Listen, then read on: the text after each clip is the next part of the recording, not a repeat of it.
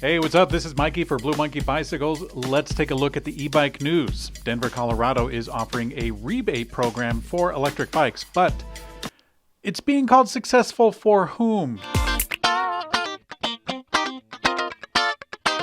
So real quick, to get you up to speed, the electric bike rebate program in the city of Denver is $300 off an electric bike, another $200 if it's a cargo bike, and income qualified residents would get a whopping $1,200 on top of that. To be income qualified, you would have to earn less than about $22,000 a year, which at Colorado's minimum wage would be about 31 hours a week. Now, I say the word would because they had a limit as to how many rebates they were going to give out, and 400 of them dried up in 20 minutes, according to local news KDVR. And that's just the most recent round. They're going to be doing another one on March 28th because 6,600 people were left waiting just this turn around. Now, this isn't the first time that Denver has done this, and as a matter of fact, they've got a counter on their website that they're very proud of the accumulated total.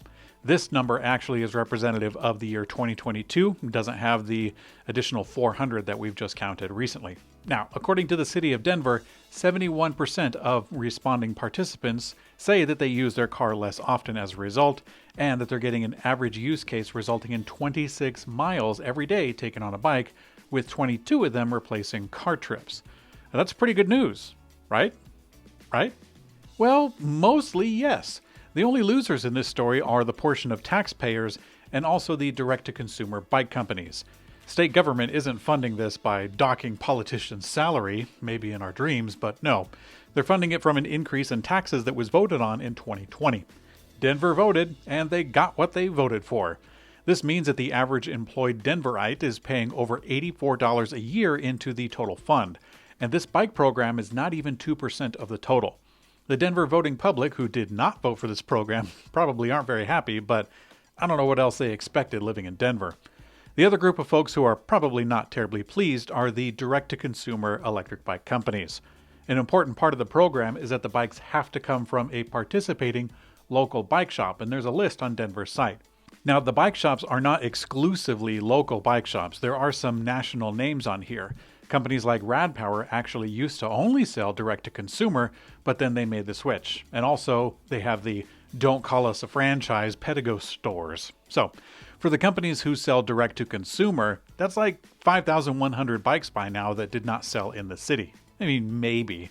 A lot of those bikes wouldn't have sold in the first place, and I'm sure some of them were aiming for a local bike anyway. But for the companies who brag about cutting out the middleman, those direct-to-consumer bike companies have been cut out by the strong arm of the government, trying to boost local business. Now, there actually are some growing pains. The Denver Post says that the city is adding bicycles faster than they can add bike lanes.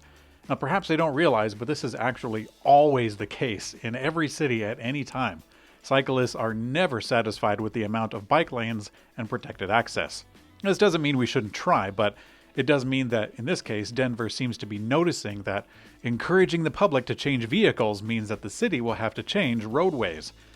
Now, I can't imagine the public who voted no on this fund would feel great about that, but really I don't care for two reasons. One, I don't live there, and two, I love bikes and I think it's a good move overall.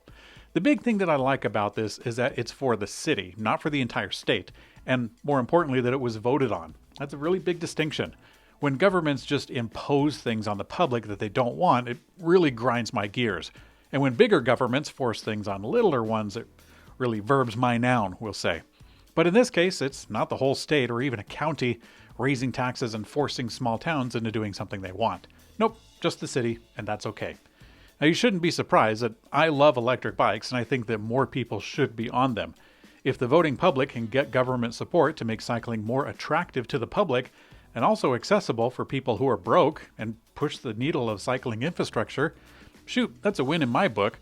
Bloomberg suggests that this idea has and will spread to other cities. And if it does, then some toes will certainly be stepped on, and that could be some serious hurt for the direct-to-consumer companies.